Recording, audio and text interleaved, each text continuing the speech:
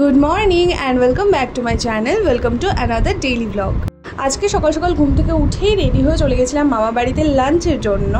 আর সেখানে গিয়ে কী কী আয়োজন হলো আর কী কী খাওয়া দাওয়া করলাম সেই সব কিছুই তোমাদের সাথে শেয়ার করবো আজকের ব্লগে।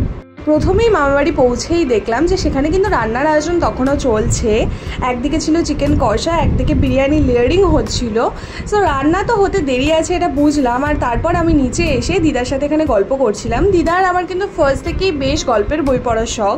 ছোটোবেলায় তো মামাবাড়ি আসলে আমাকে দিদাই গল্পের বই পড়ে শোনাতো আর আমি শুনতাম। বাট এখানে বেসিক্যালি আমরা এটাই ডিসকাস করছি যে কোনো নতুন বই বেরিয়েছে কি না, কোন বইটা কার কাছে আছে, এইসব। যাই হোক, এই গল্পের আসরটা কিন্তু তাড়াতাড়ি ভেঙে দিতে হলো বিকজ দিদা চলে গেছিলো স্নানে, আর স্নান থেকে সোজা পুজোর ঘরে। আর কি, আমিও চলে গেছিলাম পেছন পেছন। আর দাঁড়াও, তোমাদেরকে একবারই ঠাকুর ঘরে ট্যুরটা করিয়ে নিই।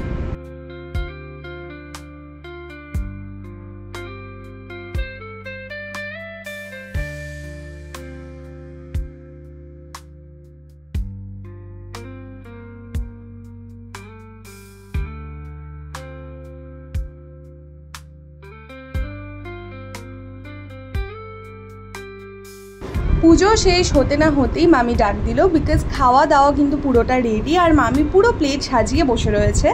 আছে চিকেন বিরিয়ানি, চিকেন কষা, চাটনি, স্যালাড, আর পরে অবশ্য আইসক্রিমও ছিল। এভাবে দুপুরে বেশ জম্পেশ করে কবজি ডুবিয়ে খাওয়া দাওয়ার পর আমরা সবাই মিলে বসে পড়েছিলাম একটু গল্প আড্ডা করতে। বিকজ আমি তো আগেই বলেছিলাম যে আমার মামাবাড়ি আসলে কিন্তু গল্প আড্ডাটা একদমই শেষ হতে চায় না।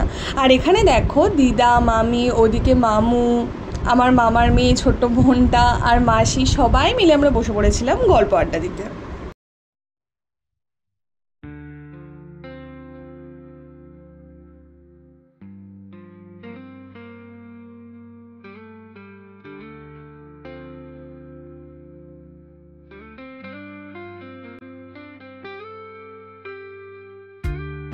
আমাদের গল্প আড্ডার পর্ব চলতে চলতে কিন্তু দুপুর গড়িয়ে বিকেল হয়ে গেছে, তাও এটা শেষ হওয়ার কোনো নাম নেই। আর এটা তো চলতেই থাকবে।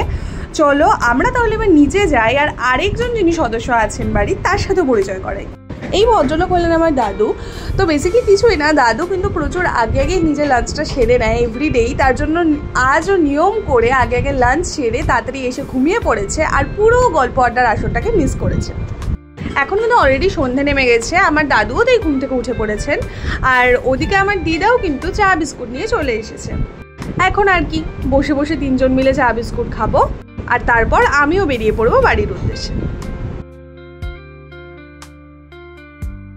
ফাইনালি এবার সবাইকে বাই বলে আমিও বেরিয়ে পড়লাম আমার মা বাড়ি থেকে। আর এই ছিল আজকের ছোট্ট একটা blog. I hope you guys enjoyed it. দেখা হচ্ছে নেক্সট কোনো ব্লগে। Till then, by.